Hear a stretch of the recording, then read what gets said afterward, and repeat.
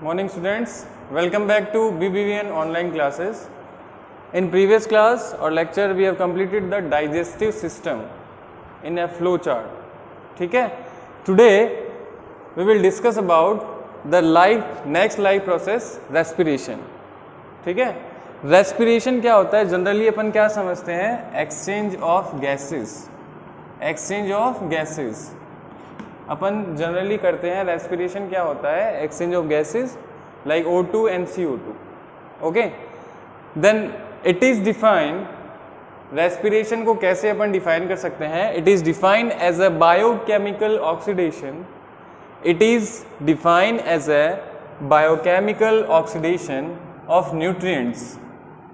Nutrient का oxidation हो जाना. ऑक्सीडेशन इट मीन्स न्यूट्रिएंट्स है, जैसे मान लीजिए ग्लूकोज है ना, ग्लूकोज के साथ क्या मिल गया? ऑक्सीजन मिल गया, ऑक्सीडेशन हो गया उसका.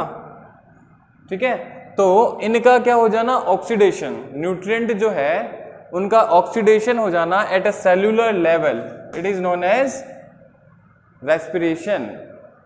ठीक है, it is defined as a biochemical oxidation of nutrients at a cellular level. लेकिन कंडीशंस हैं, कुछ कंडीशंस हैं कि स्पेसिफिक एंजाइम्स और ऑप्टिमम टेम्परेचर इनके लिए रिक्वायर्ड होता है.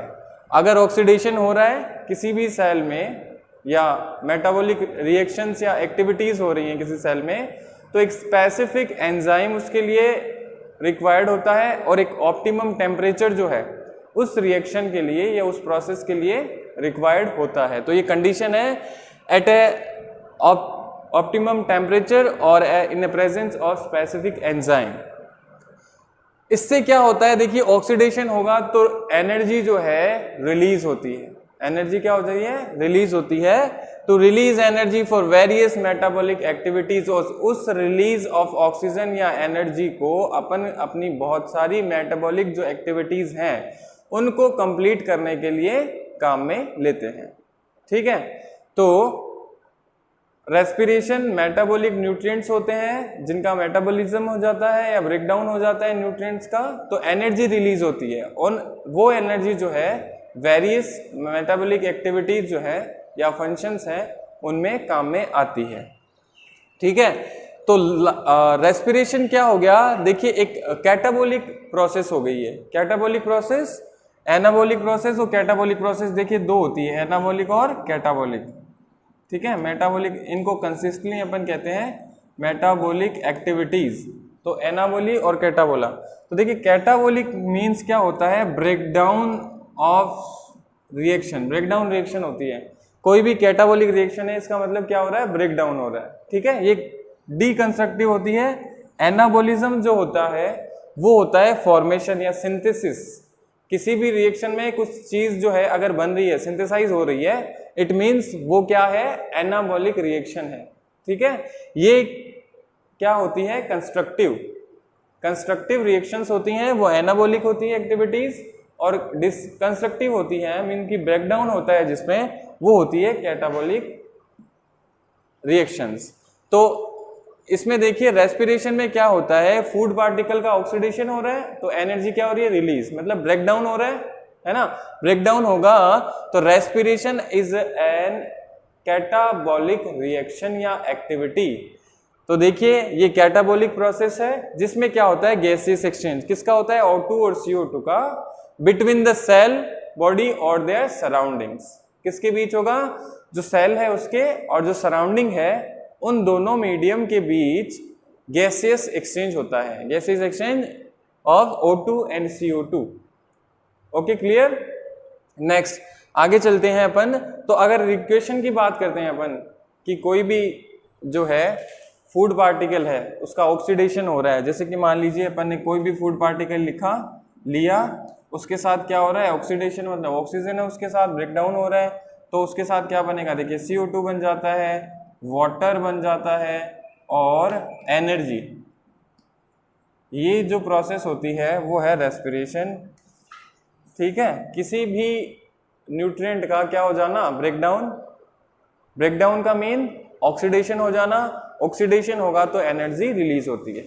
एनर्जी रिलीज होती है तो वो एनर्जी जो है वो वेरियस मेटाबॉलिक एक्टिविटीज को रिक्वायर्ड होती है चलाने के लिए, काम में लेने के लिए। ठीक है, अब देखिए नेक्स्ट जो है वो है अपना टॉपिक रेस्पिरेशन के टाइप ऑफ रेस्पिरेशन, है ना। तो मेनली दो टाइप होते हैं रेस्पिरेशन के, एरोबिक रेस्पिरेशन और एनएरोबिक रेस्पिरेशन। एरोबिक रेस्पिरेशन क्या होता है, देखिए प्रेजेंस ऑफ ऑक्सीजन और एयर भी कह सकते हैं, ऑक्सीजन भी कह सकते हैं। तो ऑक्सीजन अगर प्रेजेंस है तो वो हो जाएगा एरोबिक रेस्पिरेशन, और ऑक्सीजन क्या है, एब्सेंट है, एब्सेंट ऑफ ऑक्सीजन और एयर, इसको अपन कह सकते हैं lack of oxygen. Lack of oxygen दोनों केसेस में है ये, ऑक्सीजन एब्सेंट भी हो सकती है और ऑक्सीजन जो है वो लैक भी हो सकती है, कमी भी हो सकती है ऑक्सीजन की या एयर की। तो देखिए एरोबिक रेस्पिरेशन में क्या होता है, it is the process of respiration in which the high energy is released. Aerobic respiration में एनर्जी हाई जो है वो रिलीज होती है because of presence of oxygen और एयर। क्योंकि इसमें ऑक्सीजन प्रेजेंस होती है, इसकी वजह से जो रिलीज एनर्जी है उसका लेवल क्या होगा, हाई होगा, मतलब लार्ज एनर्जी जो है वो रिलीज होती है। आपको ये ध्यान में रखना है, एनर्जी जो है वो लार्ज अमाउंट में रिलीज होती है बिकॉज प्रेजेंस ऑफ ऑक्सीजन। तो ऐसी प्रोसेस जिसमें ऑक्सीजन प्रेजेंट होती है, जिसमें रेस्पिरेशन होगा वो ऑक्सीजन की प्रेजेंस में होगा, जो ब्रेकडाउन होता है शुगर का, जो भी न्यूट्रिएंट है उनका, वो प्रेजेंस ऑफ ऑक्सीजन होगा, और लार्ज अमाउंट में एनर्जी जो है वो रिलीज्ड होती है। ठीक है, एरोबिक रेस्पिरेशन जो होता है देखिए वो कहाँ से स्टार्ट होता है, विद द साइटोप्लाज्म। सेल है, सेल में क्या होता है, साइटोप्लाज्म, है ना। तो ये स्टार्ट होती है, it start from the cytoplasm and continues to mitochondria. और सेल का जो पार्ट अपन ने पढ़ा 9th में, सेलुलर ऑर्गेनेल्स अपन ने पढ़े, सेल ऑर्गेनेल्स, माइटोकॉन्ड्रिया, है ना। तो ये माइटोकॉन्ड्रिया तक जो है कंटिन्यूस जाती है। आपको पता है माइटोकॉन्ड्रिया को क्या कहते हैं, सेल का power house. Power house of the cell कौन है, माइटोकॉन्ड्रिया है, मतलब एनर्जी जनरेट कौन करेगा, माइटोकॉन्ड्रिया करेगा। तो ये स्टार्ट होता है from cytoplasm to mitochondria. Okay, aerobic respiration presence of oxygen में होता है। किसी भी शुगर का, मान लीजिए कोई भी न्यूट्रिएंट है, उसका ब्रेकडाउन होता है इन प्रेजेंस ऑफ शुगर, तो हाई लेवल या large amount of energy release होती है बिकॉज प्रेजेंस ऑफ ऑक्सीजन। ठीक है, अब देखिए ये it start from the cytoplasm and continues to the mitochondria. ये माइटोकॉन्ड्रिया तक कंटिन्यूस जाता है। अगर एरोबिक रेस्पिरेशन की अपन बात करते हैं, जैसे मान लीजिए ग्लूकोज ले लिया अपन ने, कोई भी मॉलिक्यूल है, सबस्ट्रेट है, फूड न्यूट्रिएंट है, वो है ग्लूकोज। ठीक है, तो कंटिन्यूस अपन पढ़ रहे हैं एरोबिक रेस्पिरेशन, है ना। एरोबिक रेस्पिरेशन में देखिए क्या होता है, मैंने आपको बताया कि कोई भी सबस्ट्रेट है ना, कोई भी न्यूट्रिएंट है, उसका क्या होता है, breakdown in presence of oxygen. तो क्या क्या बनता है देखिए, जैसे कि अपन ने मान लिया ग्लूकोज है ना, ग्लूकोज है, ग्लूकोज होता है 6 कार्बन वाला मॉलिक्यूल। ठीक है, अब क्या हो रहा है, इसका ब्रेकडाउन हो रहा है, ब्रेकडाउन होगा प्रेजेंस ऑफ ऑक्सीजन। ठीक है, ये होता है स्टार्ट फ्रॉम द साइटोप्लाज्म। अपन ने बात करी कि स्टार्ट कहाँ से होता है, एरोबिक रेस्पिरेशन साइटोप्लाज्म से स्टार्ट होता है। तो ग्लूकोज का क्या हो रहा है, ब्रेकडाउन। ग्लूकोज का ब्रेकडाउन होगा तो अपने पास जो मिलता है वो मिलता है पाइरूवेट। पाइरूवेट जो होता है वो 3 कार्बन का मॉलिक्यूल होता है, और इसके ऑक्सीडेशन या ब्रेकडाउन से अपन को मिलती है एनर्जी। ठीक है, फिर फर्दर ब्रेकडाउन होता है, वो होता है माइटोकॉन्ड्रिया में और प्रेजेंस ऑफ ऑक्सीजन। ठीक है, प्रेजेंस ऑफ ऑक्सीजन तब अपन को क्या मिलता है, देखिए एक तो मिलता है अपन को CO2 by product, waste product, H2O और एनर्जी। एनर्जी जो मिलती है वो मिलती है 38 ATP ऑफ एनर्जी अपन को इसमें ऑब्टेन होती है, किसमें, एरोबिक रेस्पिरेशन में।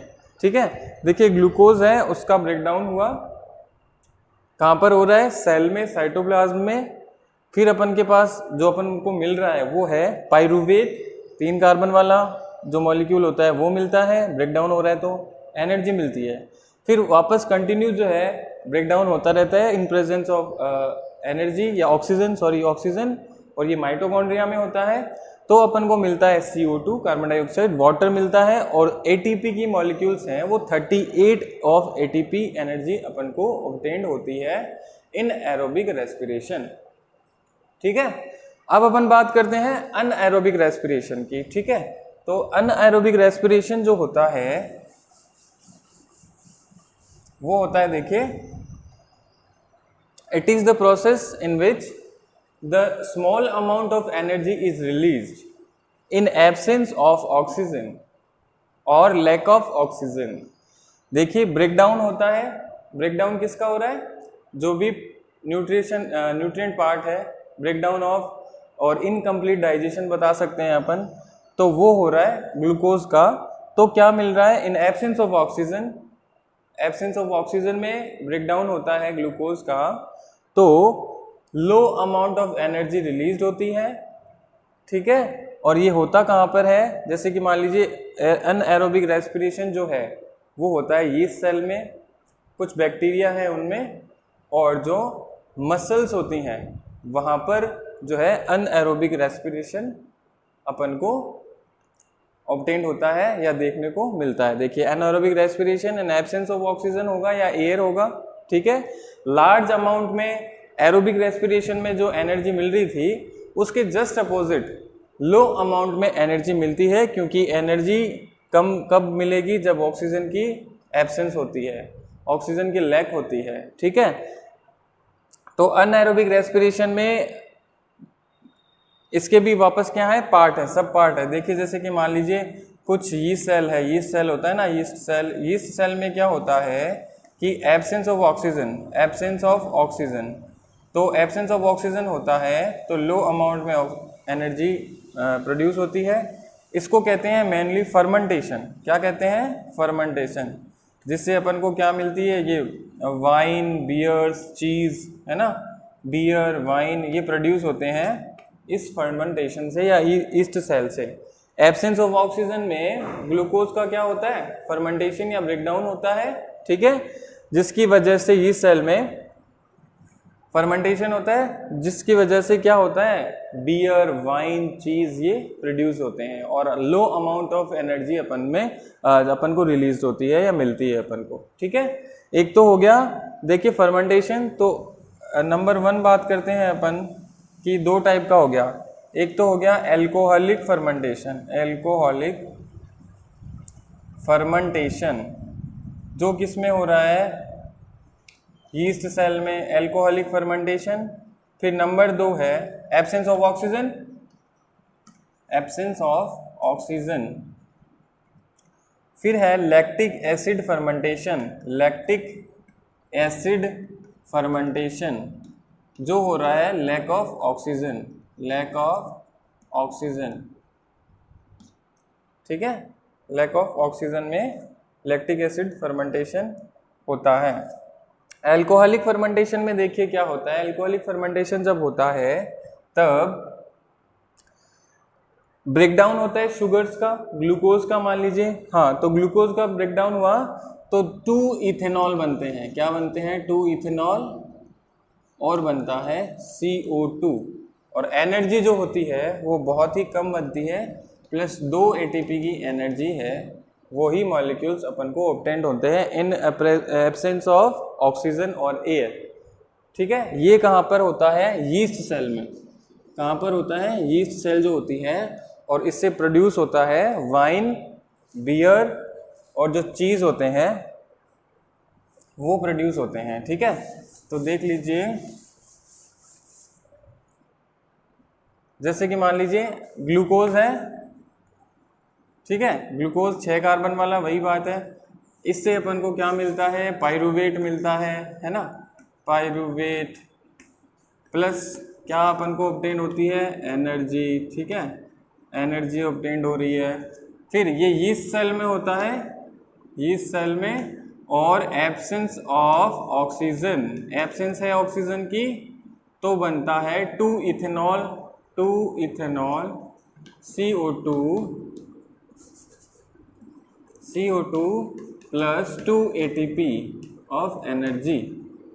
ठीक है, ग्लूकोज है, उसका ब्रेकडाउन हुआ तो 3 कार्बन वाला क्या मिलता है, पायरुवेट, एनर्जी मिलती है। और ये होता कहाँ पर, यीस्ट सेल में होता है। एब्सेंस ऑफ ऑक्सीजन तो अपन को इथेनॉल मिलता है, ठीक है। और 2 कार्बन डाइऑक्साइड मॉलिक्यूल मिलते हैं, एटीपी और वाटर, ये मिलता है अपन को, ठीक है। तो देखिए एरोबिक रेस्पिरेशन में 38 एटीपी मिले थे, 38, और यहाँ पर मिल रहे हैं 2 एटीपी, ठीक है। जो यीस्ट सेल होती है इसको कहते हैं अपन फर्मेंटेशन, जिसमें अल्कोहल बन रहा है, ये अल्कोहलिक फर्मेंटेशन है, अल्कोहल बन रहा है, अल्कोहलिक फर्मेंटेशन। ये जो फर्मेंटेशन है वो वाइन, बियर, चीज इनकी प्रोडक्शन में काम में आता है। सेकंड जो है वो है लैक्टिक एसिड फर्मेंटेशन। देखिए लैक्टिक एसिड फर्मेंटेशन कब होता है, जब या तो ऑक्सीजन की क्या होती है, लेस, या फिर बिल्कुल क्या होती है, लैक। कुछ बैक्टीरिया होते हैं, जैसे योगर्ट होता है ना, उसमें क्या होता है, जो मिल्क प्रोटीन होती है वो श्योर हो जाती है और वो कन्वर्ट हो जाती है, लैक्टिक एसिड बन जाता है। क्या बन जाता है, लैक्टिक एसिड, जिसकी वजह से जो मिल्क प्रोटीन है वो श्योर हो जाती है, ठीक है। तो इसमें क्या बन जाता है, लैक्टिक एसिड बन जाता है। योगर्ट जो होती है उसमें लैक्टिक एसिड बन जाता है। इसी में एक और है कि जो मसल्स होती हैं, मसल्स, उनमें अगर वाइग्रस एक्सरसाइजेज होती हैं तो ऑक्सीजन कंजप्शन जो होता है वो बढ़ जाता है। वाइग्रस एक्सरसाइजेज होती है, ड्यूरिंग वाइग्रस एफर्ट करते हैं, फिजिकल अपन कुछ भी एफर्ट करते हैं, तो ऑक्सीजन जो है वो ज़्यादा कंज्यूम हो जाती है। ज़्यादा कंज्यूम हो गई, एक्सेस कंज्यूम, तो ऑक्सीजन की वहाँ पर क्या हो गई, कमी। ऑक्सीजन की कमी हो गई तो इस दौरान जो रेस्पिरेशन होता है उसमें क्या होता है, कुछ लैक्टिक एसिड बनने लग जाता है, बिकॉज और लेस ऑफ ऑक्सीजन, है ना, ऑक्सीजन कम है तो वहाँ पर लैक्टिक एसिड बनने लग जाते हैं, जिसकी वजह से मसल जो है वो फैटिग्यू या जल्दी टायर्ड हो जाते हैं, जिसकी वजह से मसल क्रैम्प्स हो जाते हैं, है ना। लैक्टिक एसिड, देखिए वापस लैक्टिक एसिड फर्मेंटेशन होगा, वही ग्लूकोज है, पायरुवेट, एनर्जी। अब यहाँ पर क्या बन जाता है, खाली लैक्टिक एसिड बन जाएगा और CO2 बन जाएगा और ATP वापस वही के वही बन जाएंगे, 2 ATP ऑफ मॉलिक्यूल। ये है लैक्टिक एसिड फर्मेंटेशन। बस ये मसल्स में हो जाएगी लैक्टिक एसिड फर्मेंटेशन, और ये हो जाएगा lack of oxygen, lack of oxygen, ठीक है। ये हो गया है अपना रेस्पिरेशन कंप्लीट आज का। 2 एरोबिक रेस्पिरेशन और एनाएरोबिक रेस्पिरेशन। एनाएरोबिक रेस्पिरेशन जो है वो 2 टाइप का हो गया, अल्कोहलिक फर्मेंटेशन और लैक्टिक एसिड फर्मेंटेशन। ये जो है बहुत इंपॉर्टेंट है। इक्वेशन जो अपन ने 3 इक्वेशन करी है ये एग्जाम में आती है, लास्ट टाइम जो एग्जाम हुआ है लास्ट अभी, तो उसमें भी ये रेस्पिरेशन की प्रोसेस है, ये इक्वेशन जो है वो आई है, ठीक है। तो इम्पोर्टेंट है। बाकी जो है अपन नेक्स्ट क्लास में करेंगे। All the best.